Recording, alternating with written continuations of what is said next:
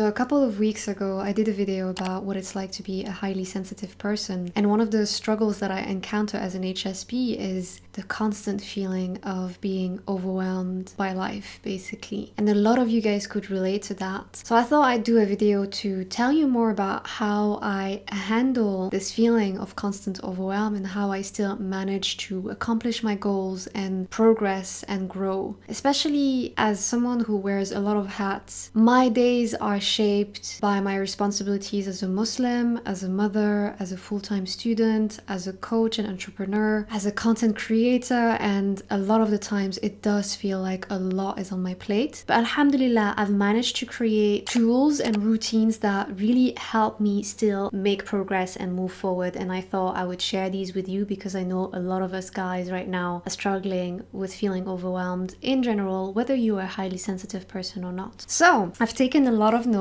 because there's a lot to say, so don't worry if I'm looking down, it's because I'm looking at my screen because I don't want to forget anything and I want to share as much value as possible with you today, inshallah. So in my opinion, there are two fundamentals to reducing overwhelm in your life, and I'm gonna tell you about these two things, but we're not gonna go into detail because they honestly deserve their own video. But basically, to start with, you need to identify what your triggers are in terms of getting that sensation of overwhelm in the first place. So that comes with developing a lot of self-awareness and knowing what leads you to feeling overwhelmed. Because if you don't know what that is, it's going to be really hard to create a lifestyle in which you feel at peace and calm on a daily basis. So if you are really overwhelmed all the time, I would tell you to start with this reflection. Like, ask yourself, what makes me feel that way? Especially at the end of a day during which you felt particularly stressed. It's a good time to assess the day, to go through it mentally, and to acknowledge and identify what exactly tipped you to the edge, what exactly raised your anxiety. That would be really helpful. Write that down and then ask yourself, what can I do to make sure that this doesn't happen anymore? Or if you can't control that thing, or if you can't act on whether it's going to happen again or not, maybe you can find a way to reduce it. So for example, I know that socializing a bit too much will be detrimental to my feelings, my emotions, my mood. So I try to make sure that I only socialize once a week maximum.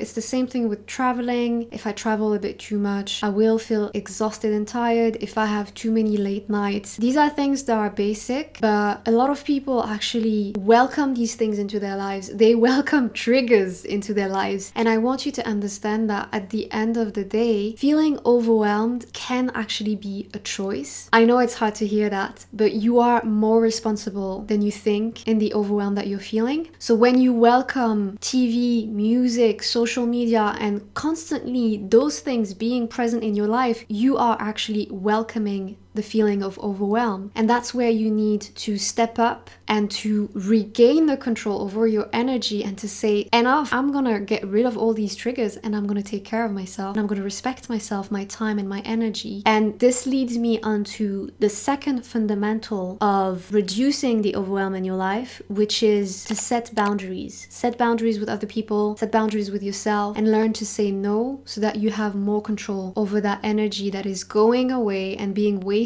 and leading to you feeling overwhelmed. So these are things that I mention a lot in my videos. That's why I don't want to go into detail too much. But if you want to know more about setting boundaries and understanding what your triggers are, let me know in the comment section below and we can talk more about that in another video, inshallah. Now, what I thought would be more beneficial for you today is for me to take you through the steps that I take when I'm feeling overwhelmed, especially in the mornings when my to-do list feel like it's just getting longer and longer and longer, and I'm like starting to feel suffocated by the amount of work that I have to do, the studies that I have to do, the things that I have in my mind related to my personal life, etc., etc. So the first thing that I do when I can start feeling the overwhelm build up within me is a brain dump. Very simple thing to do. You just sit down, you take a piece of paper, your journal or whatever you can write on, and you literally dump every everything that's in your head out onto the paper so that it's not stagnating here anymore and it's not heavy on your mind anymore, and it's out there and it doesn't look as intimidating as it actually is anymore. So that's the first thing. So I sit down and I write anything and everything that's on my mind. There's no logic to it, there's no timeline to it. I just free write, and that can take 5 minutes, just like it can take 30 minutes. You decide how much you need to let go and how much you need to let out. There's no restrictions on that writing exercise, but in my opinion, it's necessary for the next steps. The reason why I'm saying that is because the second step is to look at all those things that are on your mind and make a conscious decision on what is it that you want to keep in your head, and most importantly, what is worth your energy, your time, your worry, like what is really important on that list of things that you just literally dumped on the paper. So you're going to look at your brain dump and you're going to go through it and you're going to eliminate anything that does not require your urgent attention, anything that you can't do anything about. If you don't have the control over something, there's no point thinking about it that much. Just leave it to Allah Azza wa Jal and khalas, move on. And you also going to let go of anything that you can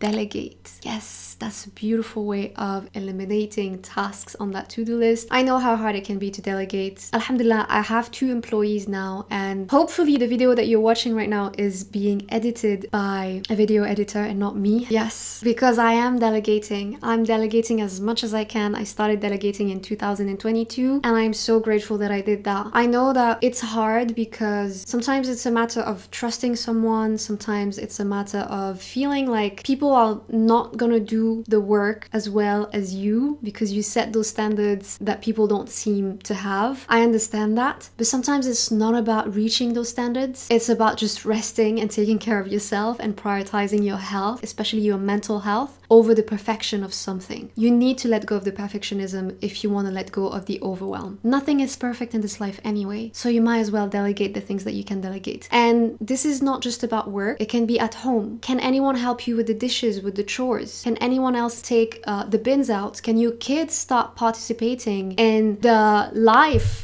of the house? I mean, they should start as early as possible. Like, I know that my daughter is only 7 and I try to get her involved as much as possible in the daily tasks when it comes to the household. That's a good thing for her and it's a good thing for me as well. Now, after you've done the brain dump and you've eliminated what you don't need to be thinking about right now, the third thing that you want to do after eliminating and delegating is prioritizing. So now on that list of things that you initially brain dumped, you should have less items, and it's time to look at those that are really important and to ask yourself, when should I be doing that and in what order? So you can either put a date next to each item or you can put a number. I do both sometimes. So for example, if I have something that is really urgent and it's for that day, I'll just put like number 1 and today next to it, and then I'll do the same thing and I'll just write the chronological order of how I want to be doing these tasks and how important they are. And that really helps me because at that point I realize how much I have on my plate. And it's also a good time to see if it's an actual realistic to-do list or not. If you feel like it's not, it's the time to be a bit more compassionate towards yourself and ask yourself again, do I really need to be doing all of these things? Like, am I gonna die if I don't do all of these things? And at that point, I would recommend not having more than 3 big tasks on that list, because otherwise it's gonna be hard not to feel overwhelmed, okay? So maybe have 3 big tasks and then 3 little tasks, whatever that means for you in the work field that you are in, or the studies that you're in, or in your family. Everything is subjective to your own life. After you've prioritized your tasks, it's time to organize them. So the way that I do that is through Google Calendar. I have a calendar. I keep on buying physical planners and then I never use them, to be honest. I'm done with physical planners. The one that I bought for 2022 September is empty. I've literally used it once. So Google Calendar is the perfect thing for me. I put the tasks in my calendar, meaning at a specific time and date, so that I know that I need to be doing that task at that time. And I have a widget on my phone that is on my wallpaper, whatever you call that, so I can see what's coming next in my schedule. And if you want me to do a video precisely on this, on how I organize myself throughout the day and how I maintain productivity thanks to Google Calendar, let me know in the comments below, inshallah. I'll be happy to show you my calendar so that you get an idea idea of how you can plan your day as well. So this is how I organize myself, by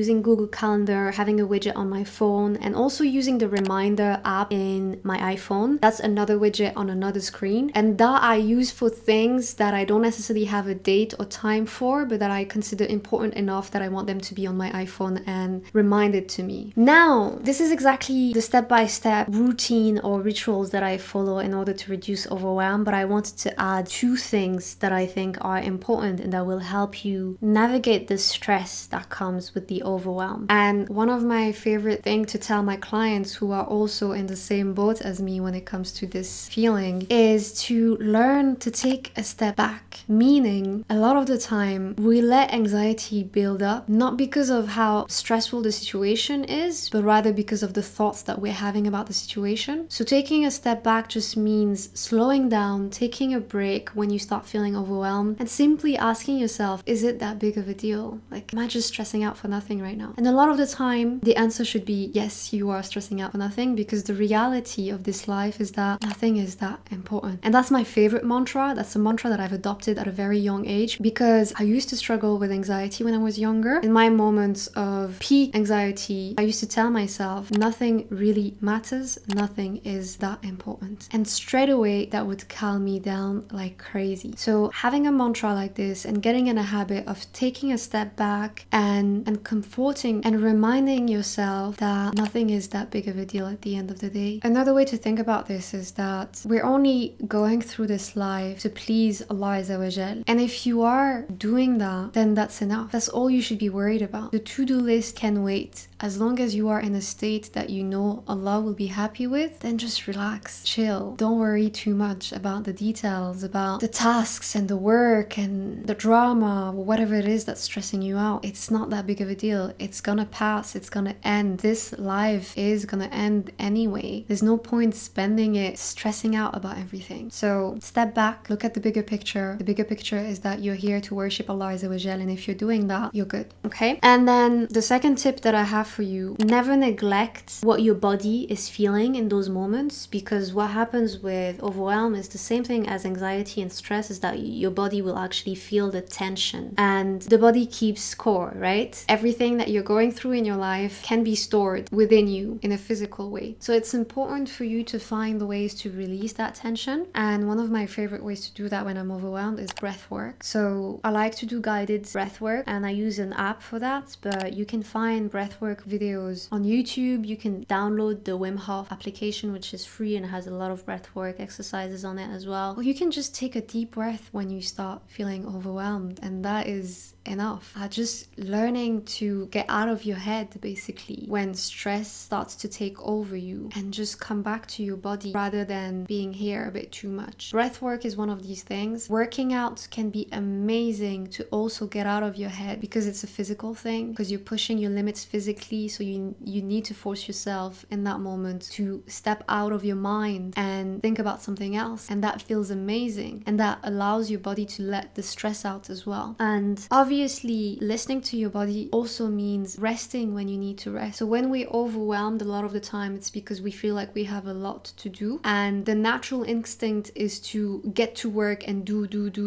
and eventually burn out. We don't want to do that, right? And a good way to avoid that is to really be tuned in to what's going on in your body, and making sure that you're not pushing yourself too much, that you're giving your mind and your soul space by resting. It's really important to learn to do that, especially as an overwhelmed person. You might keep on storing the stress without telling anyone that you're struggling, and then explode at some point, and especially if you're an introvert. And there are ways to not get to that point, and that's communication with your loved one and communication with yourself by listening to your needs and fulfilling them through resting, making sure that you eat good food, that you get a good sleep, and that you move your body as much as possible. In the end, nowadays, feeling overwhelmed is really something that everyone struggles with, because we live in a world where we are constantly stimulated and solicited by advertisements and social media and marketing and all of that, and also by the struggles that we encounter in our lives, the drama around us in our families. So never put yourself down for feeling overwhelmed. It doesn't make you weak, okay? Everyone feels like that sometimes. If you feel like that a lot of the time, that's completely fine as well. You're not alone, trust me. And there are ways to feel better.